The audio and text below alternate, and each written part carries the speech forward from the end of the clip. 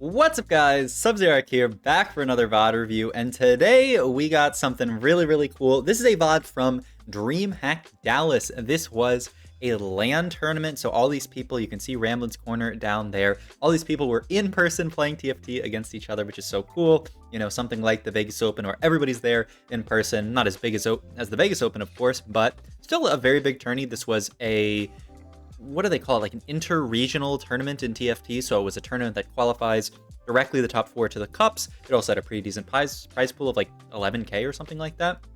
So yeah, pretty big tourney, and it was won overall by Ramblinnn here. As we can see, that's why we are VOD reviewing him. Ramblinnn is a fantastic TFT player who is always, you know, he's known for being like a person who gets like a little bit unlucky. He'll get like tie broken out of a good placement at tournaments or something. And this is finally, you know, the incredible placement that he wanted, a first place at Dreamhack. So congrats to him. And I just want to watch a VOD from him. And yeah, just to talk about how cool this tourney is. Basically, I kind of wish I had gone, but I saw that they said you had to like bring your own setup. I'm pretty sure everyone has to play on their own PC, unless like I'm gonna be mad if someone in the comments is like, actually that wasn't true, they gave everybody a setup. But I feel like they said that you had to bring your own PC, and I just have a desktop and like a really crummy laptop and then my work laptop, and like I didn't want to play TFT on my work laptop. Okay, other wild thing is that this is a Lilia hero augment, or not hero augment, what am I talking about? Lilia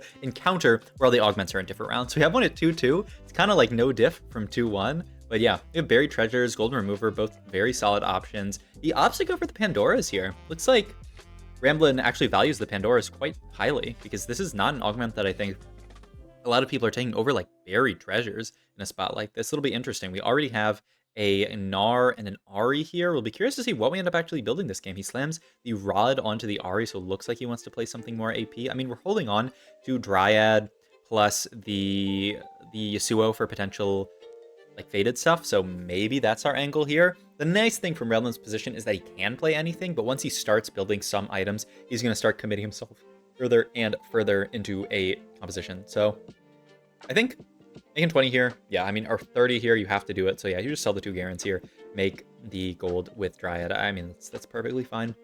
And we're gonna, oh my god, I'm gonna take a gulp of water, man. I got the hiccups. I don't know what happened. I ate 3 pieces of brownie brittle before this VOD, and that did me in.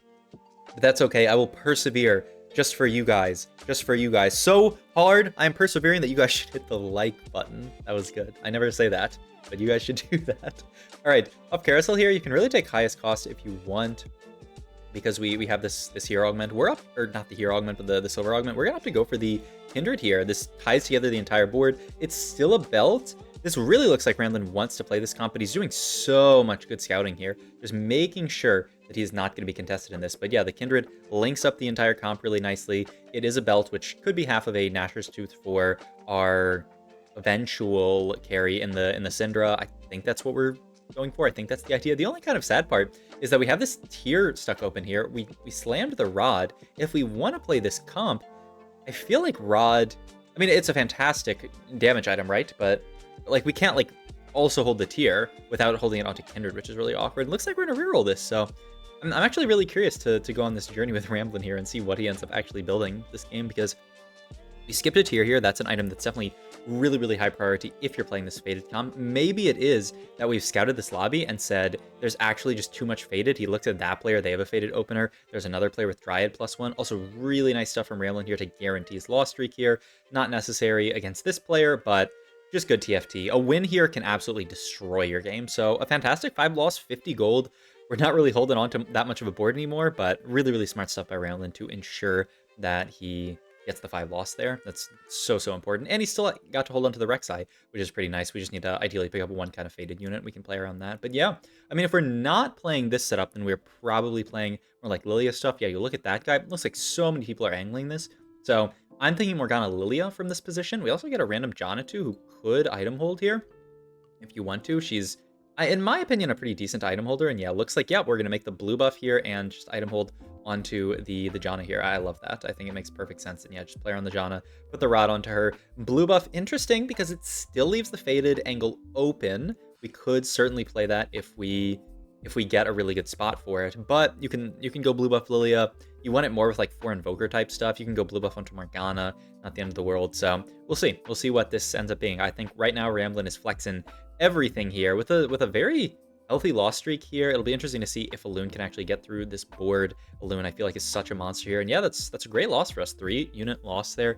Very, very nice. We don't have Augment until after Carousel, which is kind of funny here. And yeah, Deathcap, I mean, Deathcap, very, very easy slam to make in TFT. Once again, very, very flexible item. If we knew that we were playing Dryad this game, you would probably save one of the belts and just look for Nashor's Tooth here. But because we're not, I imagine that Ramblinn's not going to save these belts. Maybe he saves one of them, but I could certainly see him not saving anything. But yeah, I mean, this guy is certainly going to play towards Faded. It just looks like this is a lobby where so many people are angling Faded that I don't see how we play at this game, especially someone like Ramblinnn, who I think is really good at playing like the AP flex type of game plan about playing just around what you hit and just playing good TFT. So I don't think he's the kind of person who really wants to be contested in a spot like this. He wants to just be very, very flexible TFT wise. And yeah, I mean, unit wise, we haven't really picked up anything that makes sense towards the Lilia comp. Like I said, I think that's my default from this position, but we'll see. We'll see. I mean, the world is Ramblinn's oyster. And hey, I mean, if he gets like a Cinder off Carousel and then randomly finds some other Cinderas, like, you could still play this comp from this super contested spot. He has so much gold to work with this game, though it'll be interesting to see when he opts to start rolling here. He needs to spike at some point. There's the Morgana if he wants it. It's got a chain vest on. He wants the Ornn. Okay, so and yeah, he's still scouting the entire lobby. So that's at least one Dryad player. I thought there was at least one more, but he takes the Ornn here. 1, to sort of deny it from the other Dryad players, and 2, also just to potentially still play this setup here. We reroll Augment here. Rainier Factor just goes for the Jeweled Lotus. Yeah, I mean, Jeweled Lotus, just a fantastic Augment in general. And we also get the Gallia that we can play around as well, which is pretty cool. So yeah, ooh, a little roll on 7 here. I feel like that is something that the art of the level 7 roll has been lost so much in TFT, but he rolls on 7, picks up the Sylas. Now maybe we could think about playing around Sylas this game. Sylas, I feel like a little bit lost to the sands of time, was really, really strong earlier in the set. You know, people talked about how broken he was, and now there are a lot less people wanting to play around the Sylas unit. I think I would certainly save a Rod here if I'm thinking about playing around Sylas here, just because you can never have too many Rods on this guy. But yeah, I mean, he's looking at the Kog'Maw, he's looking at the Janna. He certainly looks like he is really considering playing.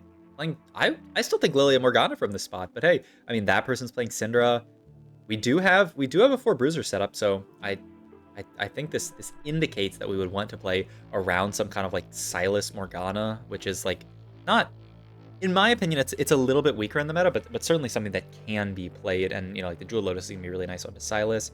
Looks like he's thinking about just a Vow Slam. I mean, once again, fantastic item for Sylas. Once again, just a really flex item here. I think Ramblinnn, this whole game is gonna come down to what our 4-2 looks like here, because with the Janna 2, we're stable enough that we're not dying here. He's even going to sell the Ornn there. I was curious if he holds on to Ornn or sells it, but he does have to sell the Ornn there. Ooh, that is a Galio too. All right, I think the decision has been made for him. I was going to say the game is decided on the 4-2 roll down, but yeah, we immediately find Galio 2. I think that's just our go symbol that we're going to play the Sylas comp for sure. Pick up a Cloak here. I kind of want to save that Cloak here. He's going to go the... Ooh, he wanted to make the Gargoyle, but he was too slow, actually. Ooh, that really hurts, because that would be such a nice item. He does up to 4-1 it, actually. Gets the Sylas 2.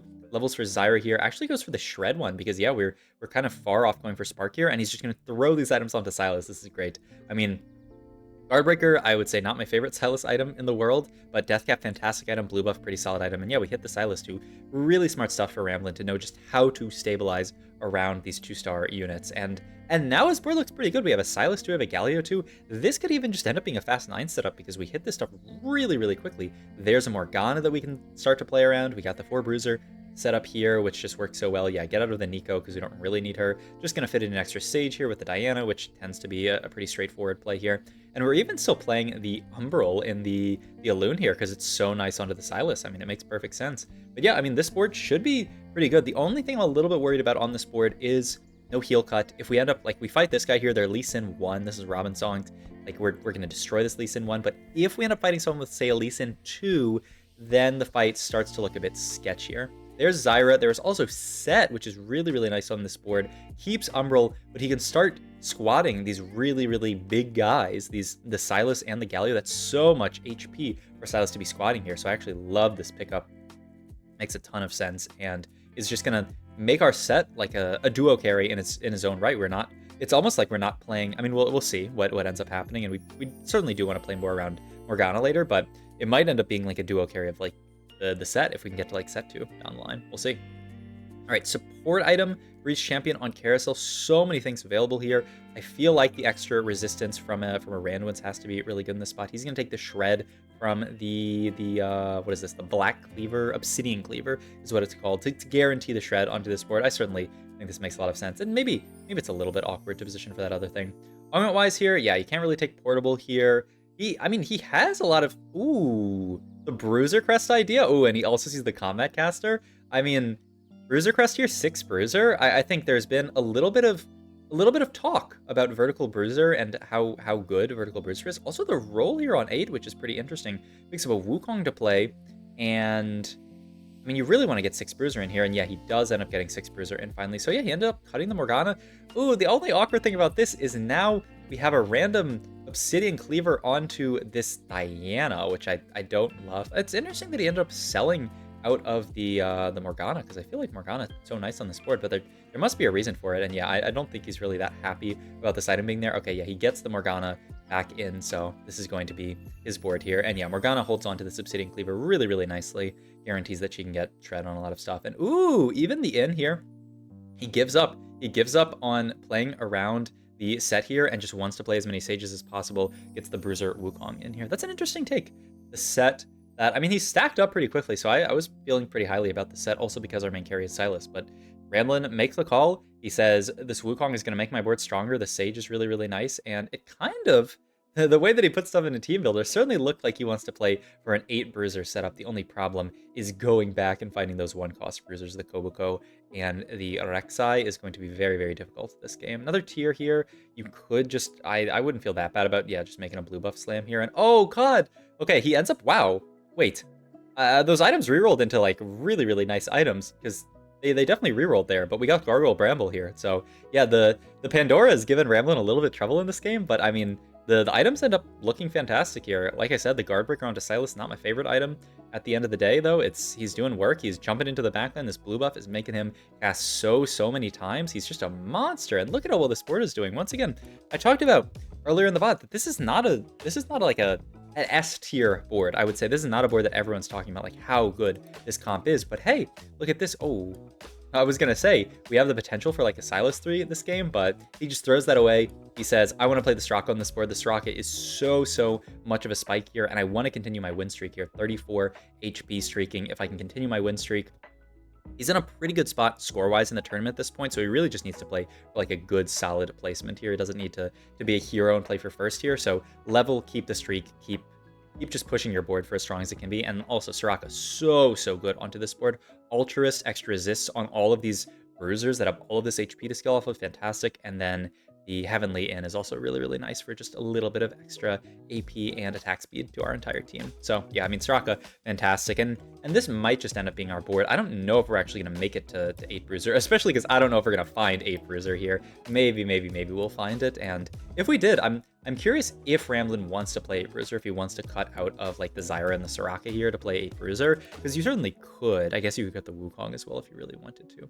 Item-wise here, we're looking for third Morgana item. There's a Nashor's Tooth. There's also a red buff here. We still never picked up Heal Cut, right? So you certainly want the red buff here. Yeah, we never got Heal Cut this game, so the red buff is fantastic for us. You definitely don't want to be like rolling items at this point in the game. So yeah, and it looks like right there, Ramblinnn noticed that there was somebody going for a 3-star 4-cost. Yeah, somebody. Okay, but then he takes him out there. I don't know actually, because that guy didn't look like that many Syndras. I don't know. This Ramblinnn guy is super fast scouting here. Like I almost want to slow the VOD down. This looks like, you know, there's the clip of like Faker playing League of Legends where he's just like flashing between all the teammates really quickly. Like Ramblinnn is going for the quick scout. Like this is back in like right when they added your units traveling when you scout, and like when you needed to do that to stop people from seeing you. But yeah, man, this guy's scouting so fast. I feel like he is so locked in here. Like the gameplay is so crisp this game. Like his positioning has been really nice. Like he has not had a single fight where I feel like the positioning has been bad. And yeah, even stuff like this where he's gonna move the Sylas down, so if he fights potentially the Lee Sin, some kind of melee carry or some kind of corner carry, he can make sure the Sylas doesn't take aggro immediately and get like one tapped by something. Sadly though, speaking of one tapped, we have to fight into an Azir 2 here with Baboom that just manages to one tap our Sylas. Also, what is that shot? 4 Ashes? Man, if only the Ashe player got this shot, they could have actually like potentially hit Ashe 3. But I mean, hey, that's nothing wrong with that. We can help to try to deny the Ashe player. He throws Irelia into build there as well, which is kind of interesting. I mean, I don't think this is a level 10 game. He's going to roll down here, picks up a lot of Irelias. This might be just an Irelia too that we randomly fit in onto this board. It's just, I guess the idea is you drop down a 2 Sage and you play the Irelia as a duo carry. Picks up a BT here for Wukong. Just, you know, our items at this point are kind of, like, it's kind of awkward what our next unit to itemize is, but he knows that he's close to Wukong too, so he's probably the best unit to itemize here. It looks like that was a fight that was really, really scary placement-wise, where our Sylas got one shot, and yes, Ramblinnn down to 4 HP, but Robin Song's dead here. We hit a Wukong too. It's a top 3, which is fantastic for Ramblinnn spot, and I tried to hold it in until the video was done. I held it in for a second. But yeah, one or two more fights here. Protect Scroll is the person we're fighting here. This is the guy with this super strong Azir, which is so hard for us to battle through. Really nice stuff from Ramblinnn to try to split his front line. This is like when you face a really tough opponent like this, you try to just do whatever you can positioning wise, and oh, he just barely loses that, and it's a third for Ramblinnn. But still, I think a really cool game from Ramblinnn, playing what I would say is a pretty uncommon comp, playing around the Sylas main carry. Also, I wanted to just get to post-match screen so you guys could see the final comp. But yeah, like playing around the Sylas main carry, playing around the 6 Bruiser, that was such a cool comp. So hope you guys enjoyed this video. If you did, please like, comment, subscribe. Check out my Twitch, all my other links down below. Thanks for watching.